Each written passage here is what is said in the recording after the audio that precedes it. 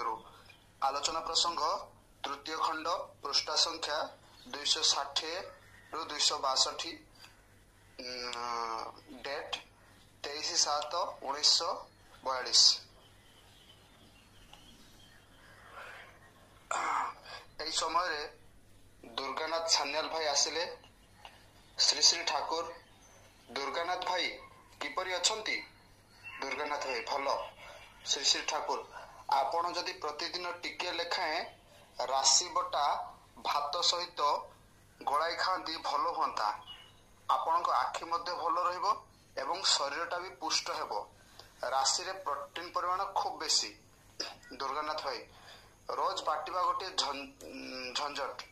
श्री श्री ठाकुर देह भल रखिया पाई जो झंझट से अभ्यस्त हो पड़िले रोग बैरागर झंझट रक्षा मिले।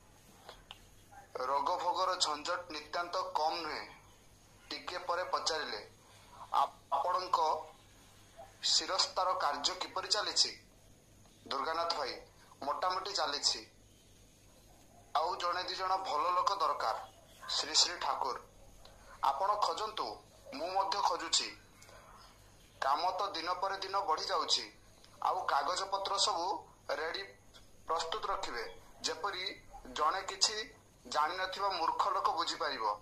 जमी जमा आमर केउठी कोन अछि तार चौहदी कोन, खजना केते, मालिक किए, केबे पर्यंत खजना दिया होईची, भाग जदि दिया होइथाए काहाकू दिया होईची इत्यादि जमी सबू माप करिवार व्यवस्था करिवा दरकार।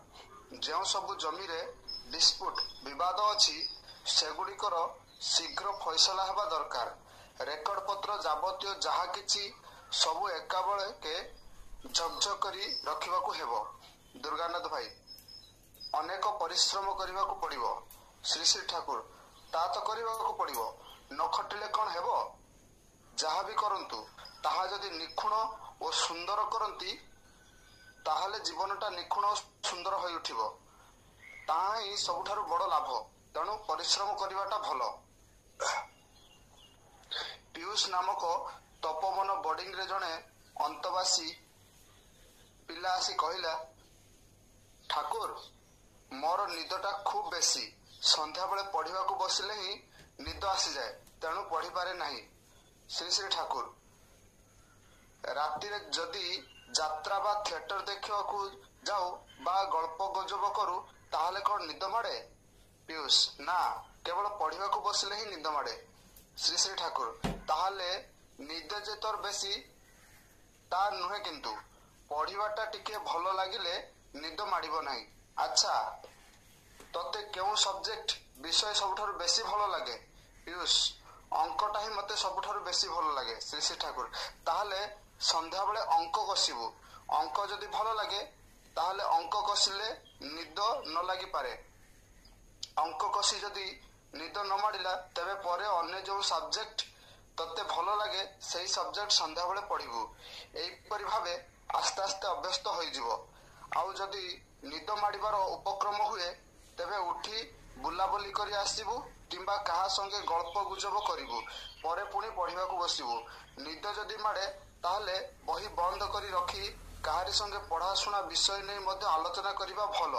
निजर पढ़ा बंद रखी अन्य कोनोसी पिलाकू तू जो विषय भल जाणु से विषय जदि बुझाऊ ताहले देखिबू निद लागिबो नाही। एईपरि भावरे नाना कायदा करी देखिबू निद कुआडे छाड़ी पळाइबो।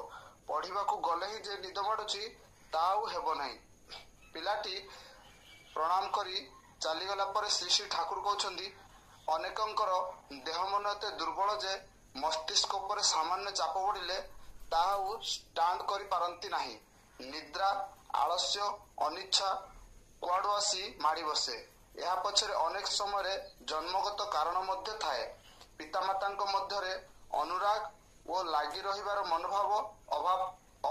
मनोभावर अभाव थाए। तेणु संतान मध्य हेब क्षीणमना। बाधा को बाध्य करी उद्देश्य साधन पथरे अग्रसर हेबार भली दृढ़ता न थाए। स्ट्रगल संग्राम भितर पड़िले एमाने पानी रे बुड़ी जाउथुवा लोक परि हुअंती। जीवन ही होय उठे दुर्बह ओ दुस्सह। ଏମିତି ହୁଏତ ଭଲ ମଣିଷ କିନ୍ତୁ କରିତ୍କ୍ରମ ହୋଇପାରନ୍ତି ନାହିଁ। ଖୁବ୍ ସିମ୍ପାଥେଟିକ୍ ଓ ସାଇକୋଲୋଜିକାଲ ନେଚର, ସହାନୁଭୂତି ପୂର୍ଣ୍ଣ ଓ ମନୋବିଜ୍ଞାନ ସମସ୍ତ ପୋଷଣ ଦେଇ ଏମାନଙ୍କୁ ଆଗେଇ ନେଇ ଯିବାକୁ ହୁଏ। ତେଣୁ ବିବାହ ଓ ଦାମ୍ପତ୍ୟ ଜୀବନ ସ୍ୱନିୟନ୍ତ୍ରିତ ନ ହେଲେ ଜାତୀୟ ଉନ୍ନତି ସମ୍ଭବ ନୁହେଁ। ଜୟ ଗୁରୁ।